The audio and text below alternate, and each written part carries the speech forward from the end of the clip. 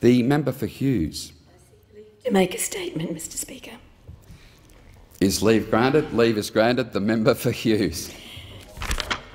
As Deputy Leader of the Delegation under your leadership, Mr Speaker, I pay tribute to all members of the delegation for their commitment, diligence and professional conduct as active participants.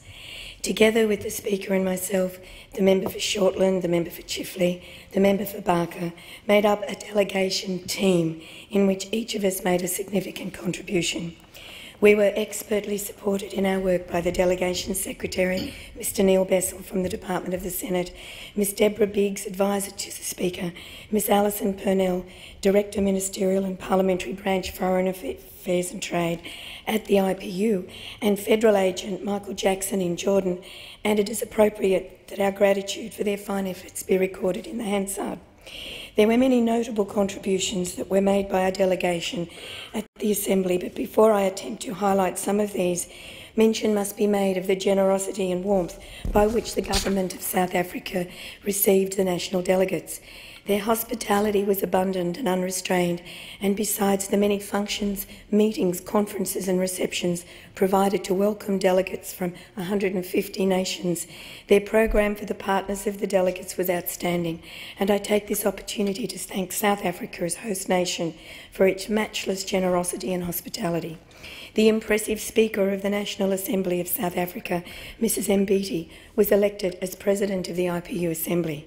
The Speaker participated in the general debate on the theme of the Assembly, pushing back the frontiers of poverty. The member for Barker took an active role in the debate of the First Committee on Peace and International Security. The member for Shortland undertook the debate in the Third Committee on Democracy and Human Rights, and I joined the debate in the Second Committee on Sustainable Development, the topic being the parliamentary oversight of state policies on foreign aid. I was also elected to the drafting committee to refine the resolutions on this topic for adoption by the IPU Assembly, and was also elected rapporteur for the drafting committee and presented its final resolutions at the closing General Assembly. The member for Chifley was elected to the drafting committee on the Third Committee to finalise the resolutions on the debated topic, migrant workers, people trafficking, xenophobia and human rights, for its adoption by the General Assembly. Our delegation also lodged a proposal that at the 120th Assembly in 2009, the First Committee consider the following topic: advancing nuclear non-proliferation and disarmament and securing the entry into force of the Comprehensive Nuclear Test Ban Treaty and the role of parliaments. We were supported by the United Kingdom, Japan and Zambia, and the proposal was adopted by the committee and endorsed by the Assembly. The member for Chifley and the delegate from Zambia were appointed as co-rapporteurs for this topic to draft a report of the resolution to be discussed at the 120th Assembly, and I congratulate the member for Chifley for his contribution of this honour.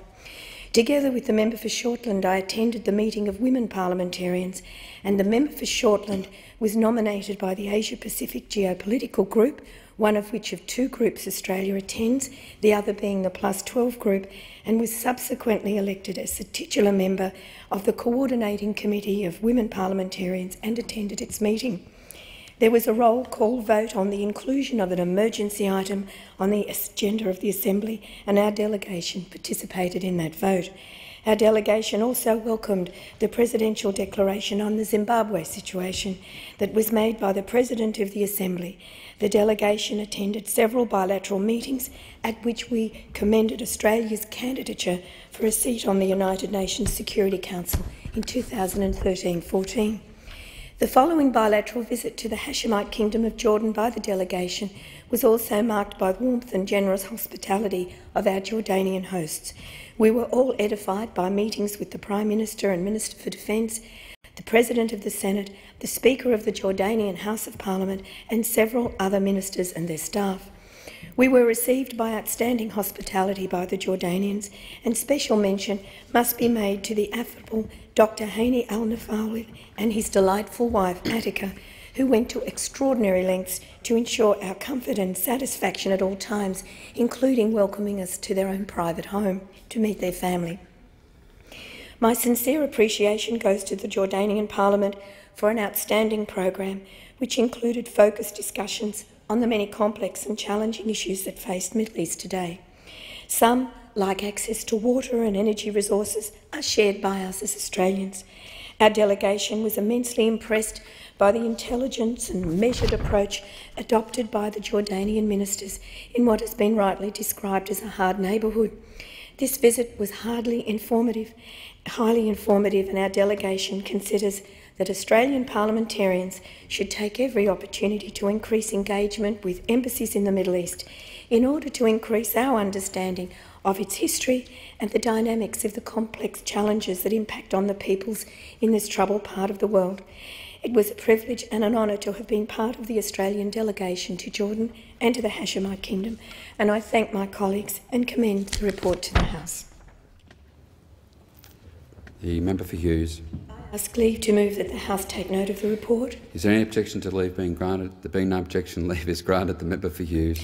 I move that the House take note of the report. Is the motion seconded? The member for Macarthur. Order. The debate is adjourned and the resumption of the debate will be made in order of the day for the next sitting. The member for Hughes. I ask leave to move a motion to refer the matter to the main committee. Is there any objection to leave being granted? There being no objection, leave is granted. The member for Hughes. I move that the order of the day be referred to the main committee for debate. Is the motion seconded? The member for Macarthur. I second the motion. Order. The question is that the order of the day be referred to the main committee for debate. All those of that opinion say aye. If the contrary, no. I think the ayes have it.